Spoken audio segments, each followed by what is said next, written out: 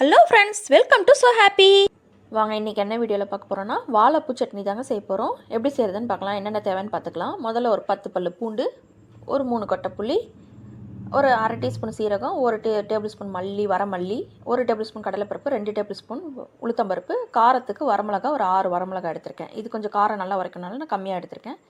ஒரு தக்காளி கட் பண்ணி வச்சுருக்கேன். ஒரு 20 சின்ன வெங்காயம். வாழைப்பூ வந்து ஒரு கப்பு எடுத்துக்கோங்க. உங்களுக்கு நான் க்ளீன் பண்ணி காட்டுறேன் பாருங்கள். இந்த தொப்புள், இந்த நடு காம்பு இது தாங்க ஈஸியாக க்ளீன் பண்ணிடலாம். நம்ம இந்த சட்னி வதங்கும் போதே ஈஸியாக க்ளீன் பண்ணி எடுத்துலாம். உங்களுக்கு க்ளீன் பண்ணி காட்டியிருக்கேன் பாருங்கள். இதெல்லாம் க்ளீன் பண்ணியாச்சு. இப்போ சட்னி வதக்கிடலாம் வாங்க. இப்போ அடுப்பை பற்ற வச்சுட்டு இந்த மாதிரி ஒரு அகலமான வானொலி வச்சுக்கோங்க. அப்போ தான் ஈஸியாக இருக்கும். இப்போ ஒரு 5 டேபிள் ஸ்பூன் அளவுக்கு நல்லெண்ணெய் சேர்த்திக்கோங்க. நல்லெண்ணெய் இந்த சட்னிக்கு நல்லாயிருக்கும். அதனால் நல்லெண்ணெய் வேணுன்னா சேர்த்திக்கலாம். இல்லைன்னா நீங்கள் கடலெண்ணெய் கூட சேர்த்திக்கலாம். இப்போ நம்ம எடுத்து வச்சுருக்கிற இந்த பருப்பு, வரமல்லி, சீரகம் எல்லாத்தையும் ஒட்டுக்காவே எண்ணெயில் சேர்த்துருங்க. இது கூடவே நம்ம எடுத்து வச்சுருக்கிற புளி, பூண்டு ரெண்டுத்தையும் எல்லாத்தையும் ஒட்டுக்கா சேர்த்து நல்லா வதக்கி விடுங்க. கொஞ்சம் கலர் மாறி வரட்டும். பாருங்கள், இந்தளவு கலர் மாறி வந்தால் போதும். இப்போ நான் கட் பண்ணி வச்சுருக்கிற சின்ன வெங்காயம், அதாவது 1-2 கட் பண்ணி வச்சுருக்கேன். சின்ன வெங்காயம் 20 வெங்காயம் எடுத்துருந்தேன். ஒரு தக்காளி எடுத்து கட் பண்ணியிருந்தேன். அதையும் சேர்த்துட்டு நல்லா வதக்கி விடுங்க. அது கூடவே ஒரு கொத்து கருவேப்பிலையும் சேர்த்து நல்லா வதக்கி விடுங்க.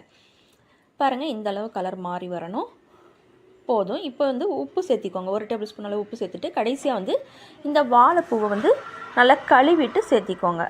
பாருங்கள், இந்த மாதிரி நல்லா வதக்கி விடுங்க.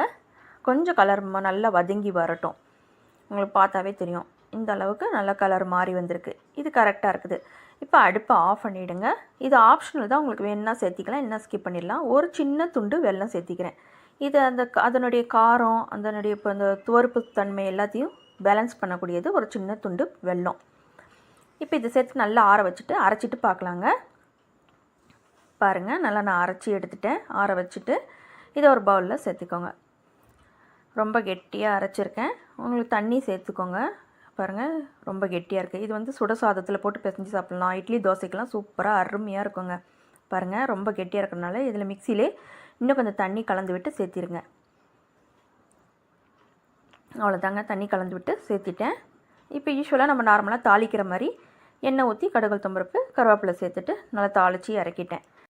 அவ்வளோதாங்க, சூப்பரான அருமையான நம்மளுடைய வாழைப்பூ சட்னி ரெடிங்க.